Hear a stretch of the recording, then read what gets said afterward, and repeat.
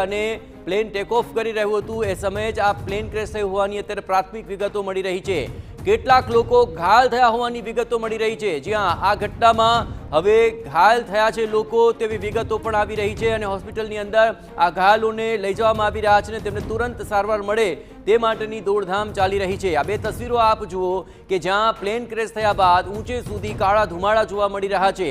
રસ્તા પર લોકો પણ આવી ગયા અને આ આખી ઘટનાને લઈને થોડીવાર માટે નાસભાગ મચી ગઈ। સ્વાભાવિક છે, રહેણાંક વિસ્તારમાં આ પ્રકારની ઘટના ઘટે તો લોકોમાં ભય વ્યાપી જાય, પરંતુ લોકોને પણ હવે ટીવી9 ખાસ અપીલ કરી રહ્યું છે કે આપ સતર્ક રહો, કોઈ પણ પ્રકારની અફવાઓથી દૂર રહો અને ખાસ કરીને ભય પામવાની વસ્તુ નથી, કારણ કે ફાયરની ટીમ પણ ત્યાં પહોંચી ચૂકી છે અને લોકોને મદદ મળી રહે તે માટેના પ્રયત્ન કરવામાં આવી રહ્યા છે। તો લંડન જતું હતું આ પ્લેન જે ક્રેશ થયું, નવી વિગતો મળી રહી છે। એર ઇન્ડિયાનું પ્લેન લંડન જઈ રહ્યું હતું અને ટેકઓફ વખતે જ તે ક્રેશ થઈ ગયું। નવી વિગત જે સામે આવી રહી છે, લંડન જઈ રહ્યું હતું આ પ્લેન કે જે ક્રેશ થઈ ચૂક્યું છે।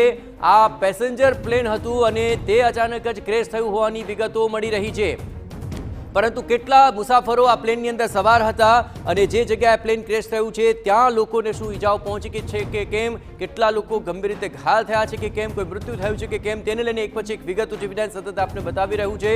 પરંતુ આ રહેણાંક વિસ્તારની અંદર પ્લેન ક્રેશ થયું તે એર ઇન્ડિયાનું પ્લેન હતું અને લંડન જઈ રહ્યું હતું અને ટેક ઓફ સમયે જ તે પ્લેન ક્રેશ થઈ ગયું। ઘટના સ્થળેથી આ લાઈવ કવરેજ આપ સીધું નિહાળી રહ્યા છો કે જે જગ્યા ઉપર પ્લેન ક્રેશ થયું ત્યાંથી મોટી સંખ્યામાં ધુમાડો પ્રસરી ગયો અને આસપાસના વિસ્તારોની અંદર અહીં સૌથી વધારે ધુમાડો પ્રસરી ગયો હોવાની વિગતો મળી રહી છે અને ત્યાં અફરાતફરીનો માહોલ જોવા મળ્યો। પણ ફાયરની વિભાગની ટીમ ત્યાં પહોંચી ચૂકી છે અને લોકોને સીધી જ મદદ કરી રહી છે।